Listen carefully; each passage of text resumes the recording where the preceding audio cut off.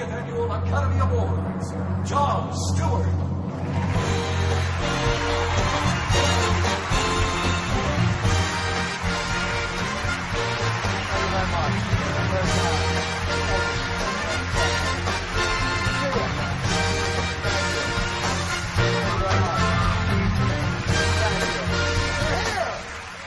You're here! I can't believe it! You're actually here!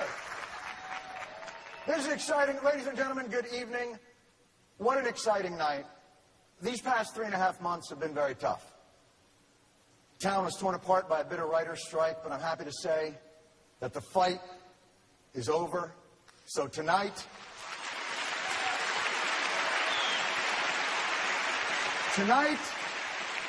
welcome to the makeup sex. Of course, there is still, obviously, some collateral damage left over from the strike, emotionally, economically, perhaps worst of all, the cancellation of the legendary Vanity Fair Oscar party. They said they did it out of, quote, respect for the writers.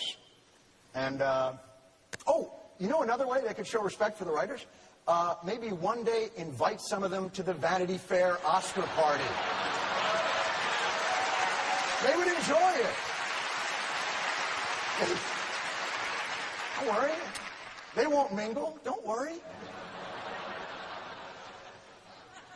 They actually say that having the Oscars helped to end the strike. That the idea that getting the town back to work and having an Oscars was one of the impetus to get things done, which I think is wonderful. So if we could, before we spend the next 4 to 5 hours giving each other golden statues, let's take a moment to congratulate ourselves. Tonight, though, no, please, enjoy. Tonight, we look beyond the dark days to focus on happier fare. This year's slate of Oscar-nominated psychopathic killer movies. Does this town need a hug? What happened? No Country for Old Men, Sweeney Todd, There Will Be Blood. All I can say is thank God for teen pregnancy. Yeah. No, I think the country agrees. So did everybody else. They needed that kind of lighthearted fare. There were, if I may, amazing performances this year, and I think everybody can agree on that. There really were. Just terrific. Daniel Day-Lewis, remarkable. Cate Blanchett, twice. My friend Javier Bardem. Javier Bardem is Anton Chigurh. Remarkable. Your work in No Country for Old Men, combining brilliantly Hannibal Lecter's murderousness with Dorothy Hamill's wedge cut. It was...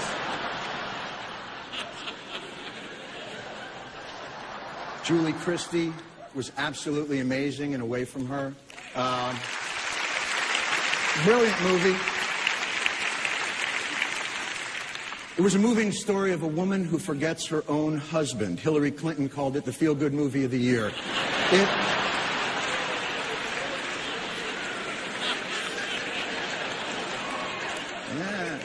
It can happen to your guys, too, believe me. I was happy to see Atonement nominated this year for Best Picture, quite frankly. Very happy. Atonement, finally a story that captured the passion and raw sexuality of Yom Kippur.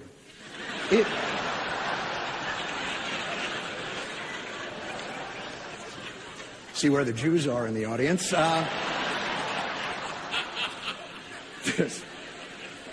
Rabbi.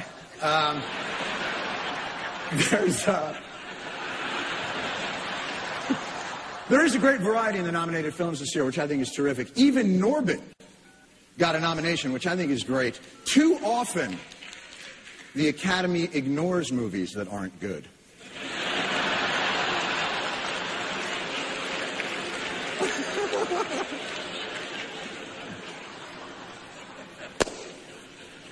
Congratulations to Mr. George Clooney for his fine film, Michael Clayton. Sir, you're a good man. The movie is a little over 100 minutes long, but since it's about lawyers, you can just round that up to 2 hours. We have big stars here: Johnny Depp, Harrison Ford. It's unbelievable. Dennis Hopper is here, for God's sakes. That's amazing. I only say that, of course, so Dennis knows where he is. You're here. Don't worry, I'm probably going to mention it every 15 minutes or so. It's going to be all right. You're with friends. Tonight is not just about the actors, it's also about directors, writers. Diablo Cody. What an amazing story. She wrote Juno, such a great movie. Diablo Cody used to be an exotic dancer, and now she's an Oscar-nominated screenwriter. I hope you're enjoying the pay cut. It is...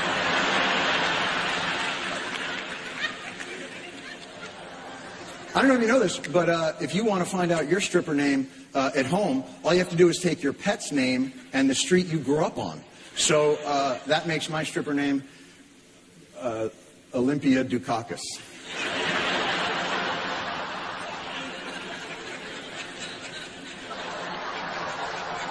Hope I'm not stealing that from anyone. Not all films did as well as Juno, obviously. The films that were made about the Iraq War, let's face it, did not do as well. But I am telling you, if we stay the course and keep these movies in the theaters, we can turn this around. I don't care if it takes 100 years. Withdrawing the Iraq movies would only embolden the audience. We cannot let the audience win.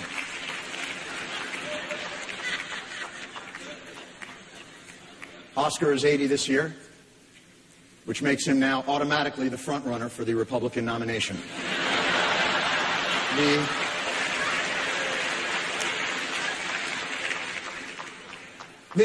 have to admit, this is a huge election, an historic election. So much excitement for the first time in so many years.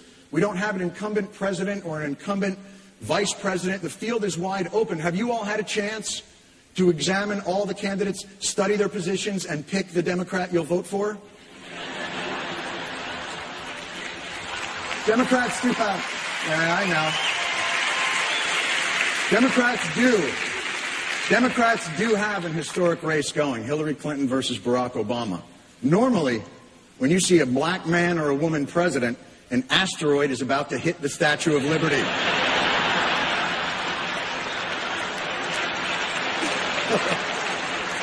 How will we know it's the future? Silver unitards? That can't be all. You have to give Barack Obama credit. He has overcome a great deal. Not just he is an African American. Barack Hussein Obama is his name. His middle name is the last name of Iraq's former tyrant. His last name rhymes with Osama. That's not easy to overcome. I think we all remember the ill-fated 1944 presidential campaign of Adolf Hitler. Yeah. It's such a shame. Hitler had so many good ideas. He just couldn't get past the name and the mustache. But are you ready to have a wonderful show, ladies and gentlemen, and welcome back to this town? I'm delighted that you're here. We're going to have a great night. And it's time for our first presenter. By the way, this is probably a good time to mention, this is the environmentally conscious Green Oscars. So tonight, all of our presenters will be walking all the way to the microphones. Please welcome Jennifer Garner.